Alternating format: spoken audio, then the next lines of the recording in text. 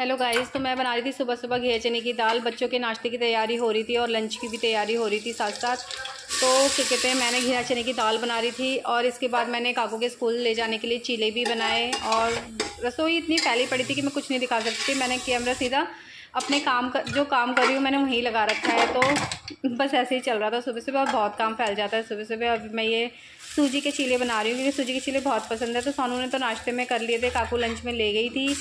और क्या कहते हैं, उसके बाद घिया चने की दाल और रोटी। Hello guys, welcome back to my channel. Ashwadeep channel में आपका हार्दिक स्वागत है। और आज बहुत दिनों बाद आपका इस तरीके से वेलकम हो रहा है। और मैं अभी पूजा करके आई हूँ, पूजा मेरी हो चुकी है और मैं नाश्ता ही करने जा रही हूँ। मैंने सुबह चीले और बनाना शेक बनाया था और इधर दूध गर्म हो रहा है। तो काकू के लिए चीले बनाए थे स्कूल के लिए, और सोनू के लिए तो पूरा लंच पैक होता ही है, तो वो खा के चला गया था चीला और अपना लंच पैक करके ले गया है। घिया चने की दाल बनाई थी आज मैंने, सुबह शूट करा हुआ है। और सुबह आवाज़ मतलब बिल्कुल भी बात करने का टाइम ही नहीं हो रहा था। और बर्तन सारे क्लीन हो चुके हैं जितने भी थे। तो देखिए, ये सुबह सिर्फ नाश्ते नाश्ते के बर्तन हैं और कुछ भी नहीं हुआ है इसमें। तो सुबह सुबह तो बहुत काम फैल जाता है, बहुत ज़्यादा वाला। अब नाश्ता कर रही हूँ, 10 बजने वाले हैं शायद, लोग 10:15 हो रहे हैं। पंखा बंद कर देती पहले कि मेरी आवाज़ बहुत कम जाती है वीडियो में। तो जिस दिन वीडियो शूट करनी होती है तो उस दिन मतलब कैमरा सेट करने में टाइम लग जाता है, और फिर सुबह इतनी जल्दबाजी हो रही होती है। इनको भी मुझे भी, इन्हें पार्क जाना, मैं भी पार्क से हम तो जल्दी आ जाते हैं पार्क से। मैं और बड़ी दीदी जाते हैं पार्क, जेठानी जो है।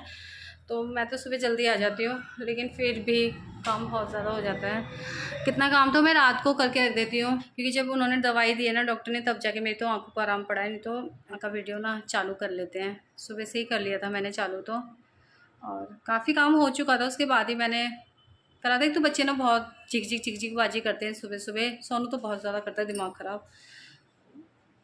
कह रहा बनाना शेक के साथ चीले, चने खा नहीं रहा है, कच्चे हैं, क्योंकि उसका मन भर गया है चने खा खा के कच्चे के। फिर केले रखे थे, वो पके हुए थे, वो खाता नहीं।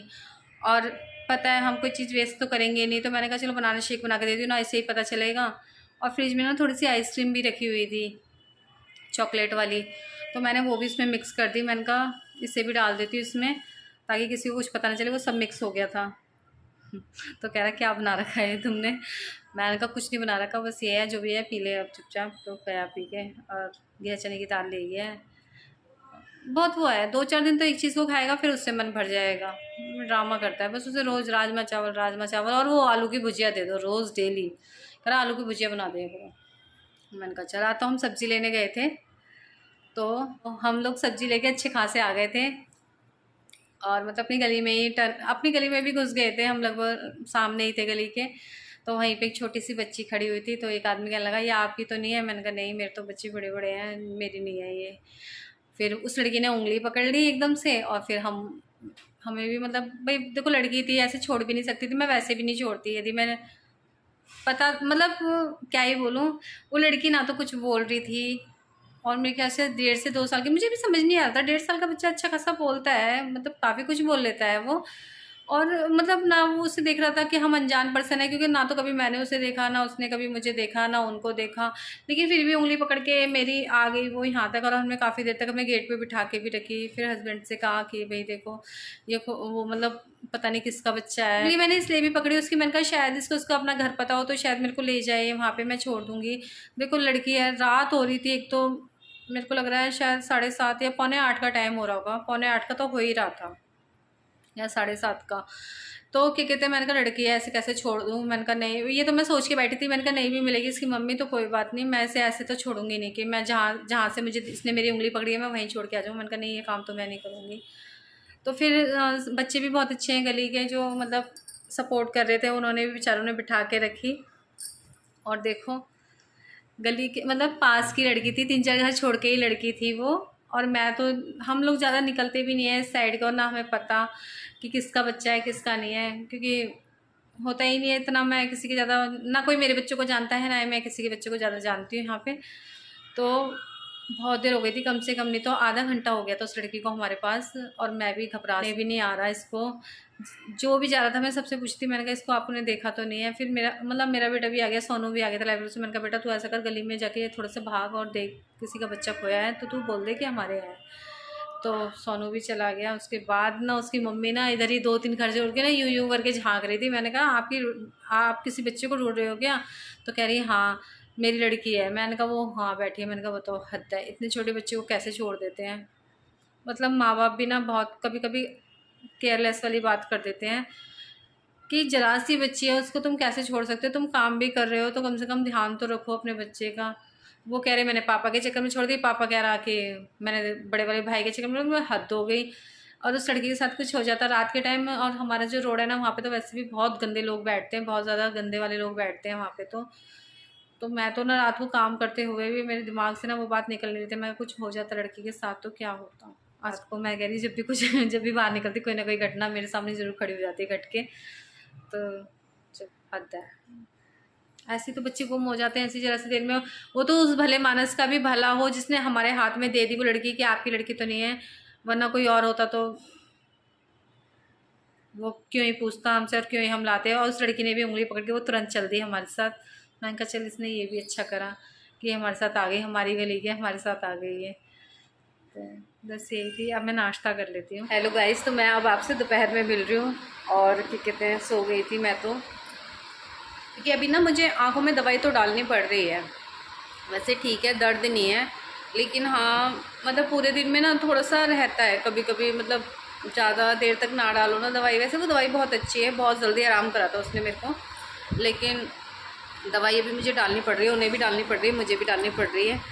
तो खुजली सी हल्की हल्की होती है, ऐसा लगता है कि और खुजाओ, और खुजाने के लिए मना करा हुआ है क्योंकि कई बार हाथ हमारे क्लीन नहीं होते, हम काम कर रहे होते हैं।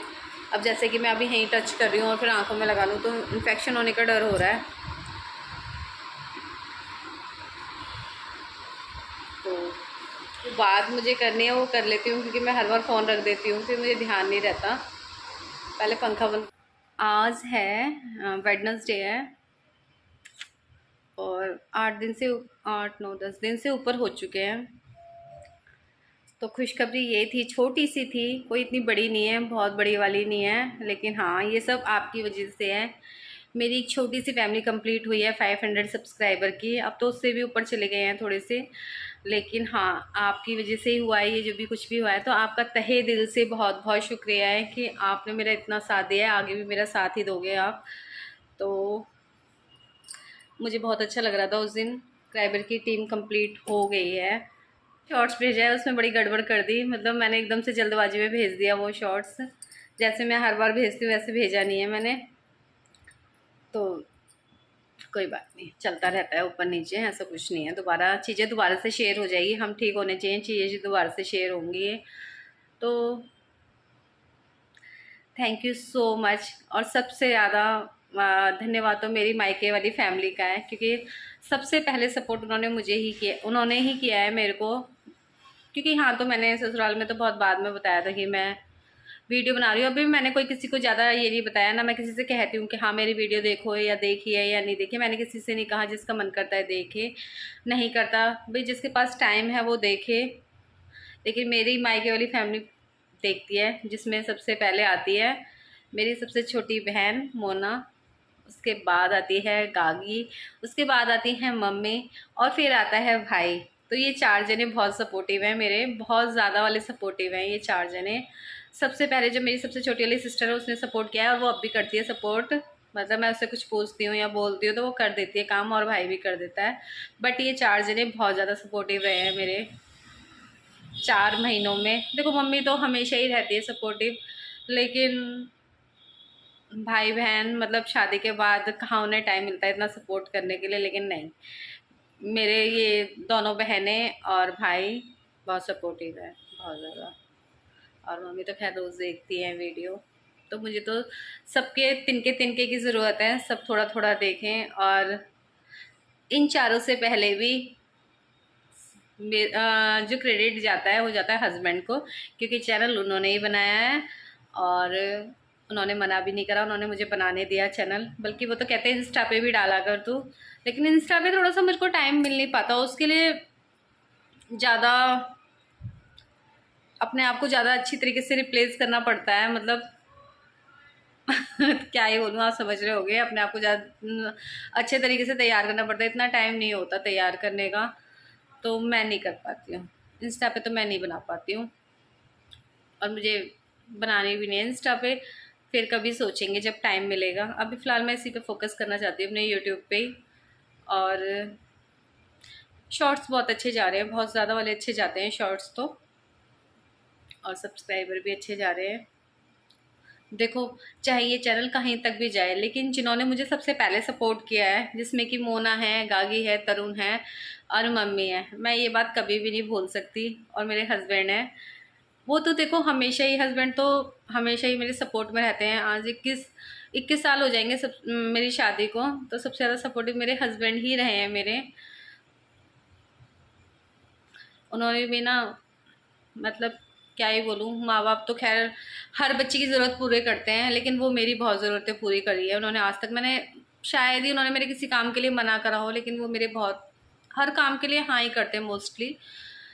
वो तो बहुत छोटी छोटी चीज़ें होती हैं जिनके लिए वो मना कर देते हैं, और यदि वो मना भी करते हैं ना तो शायद उसका कोई बड़ा ही रीज़न होता होगा, तो वैसे वो मना नहीं करते हैं। कभी भी मैंने कुछ भी करने के लिए कहा है तो उन्होंने मुझे मना नहीं करा है। तो सबसे ज़्यादा सपोर्टिव तो वही हैं मेरे, जो मुझे बहुत सपोर्ट करते हैं हर चीज़ में। अभी मैं अपने काम में लगी रहती हूँ, देखो हमें टाइम भी नहीं मिलता इस टाइम, मतलब जब से मैंने यूट्यूब खोला है ना तब से शायद मैं उनसे बहुत ही कम बात कर पाती हूँ। तो कई कई बार वो नाराज़ हो जाते हैं, लेकिन समझ भी जाते हैं। फिर मैं समझाती हूँ तो कि नहीं, देखते हैं क्या होता है। जब इसमें हाथ डाला है इस यूट्यूब में तो देखते हैं क्या होता है, कितने लोग हमें मानते हैं, चाहते हैं। अब देखो रेसिपी ही तो दिखा रही हूँ, उन्हें भी कोई प्रॉब्लम नहीं है।